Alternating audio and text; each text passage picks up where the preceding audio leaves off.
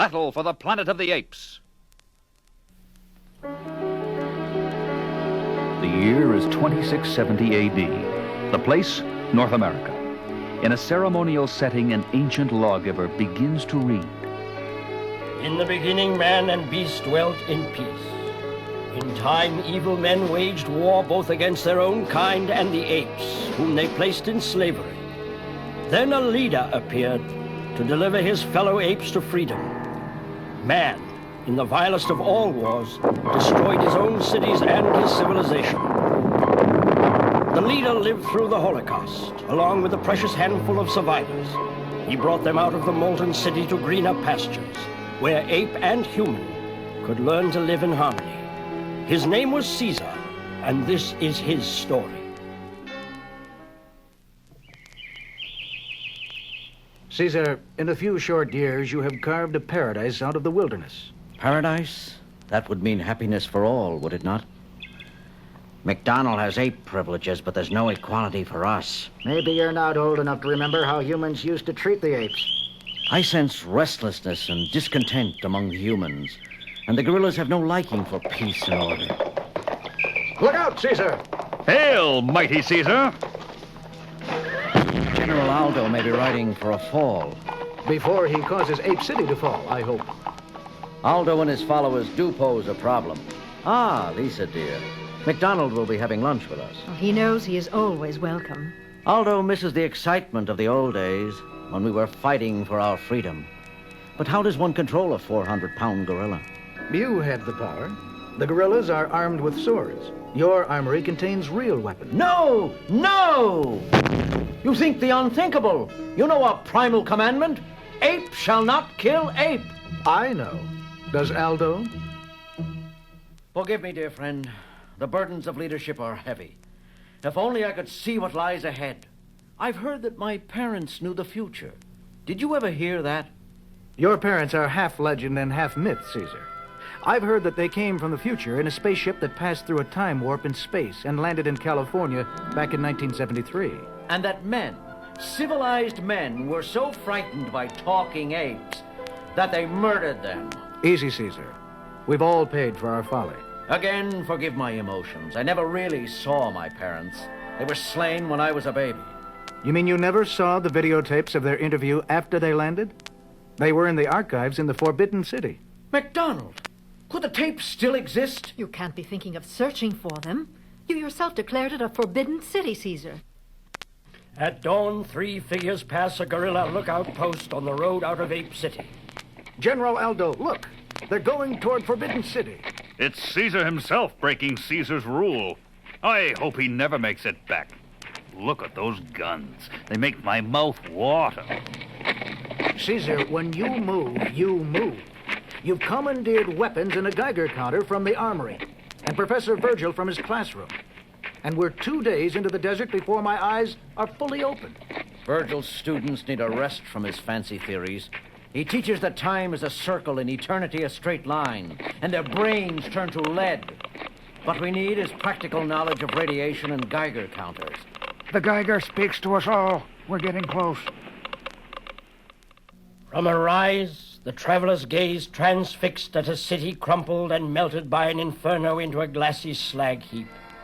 Lord, unbelievable and almost beautiful. If death is beautiful. Find your subterranean vault quickly, McDonald. This radiation is deadly. Hurry, tell Cope. It's like a catacomb.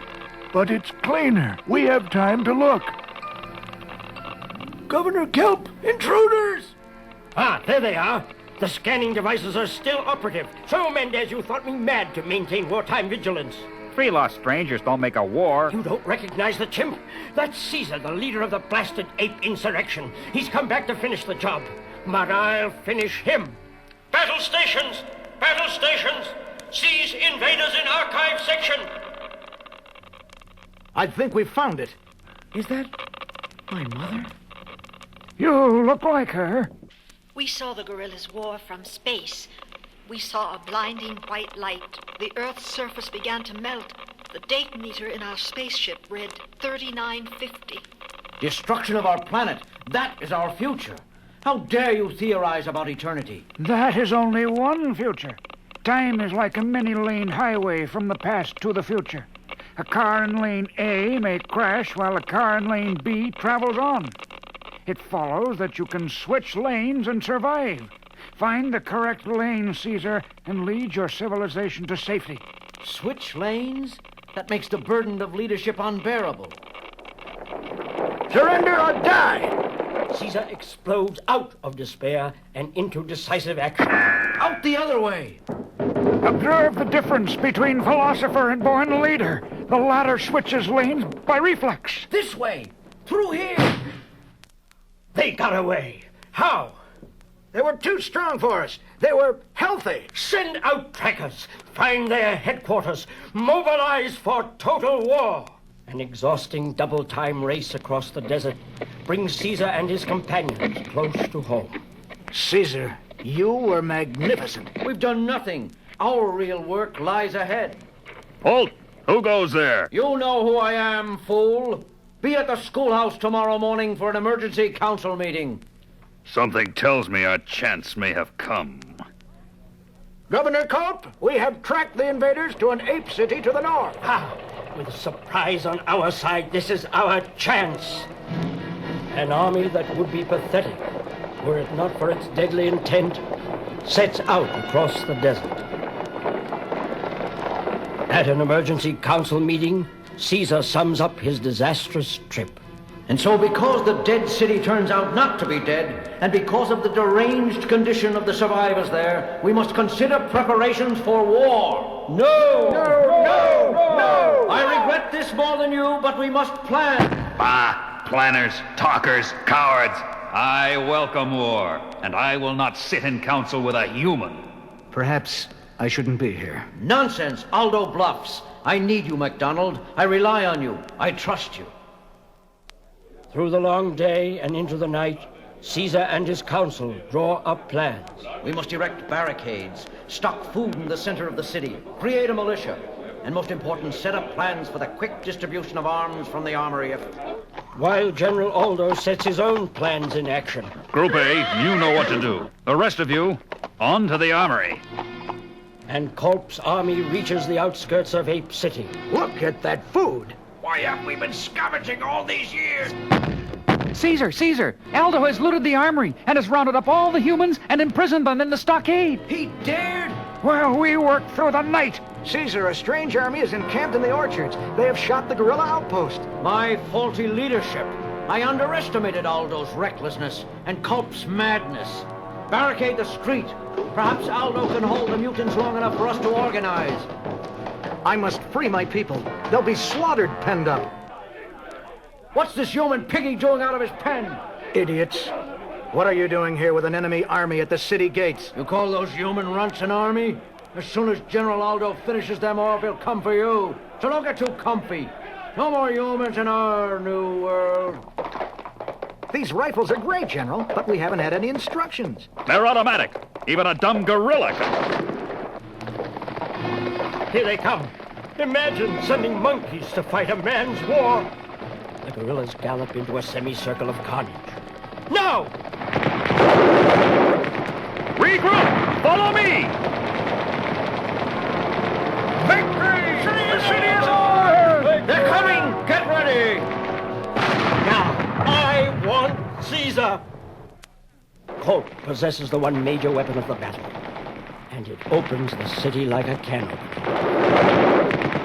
Can this be Caesar? Remember this?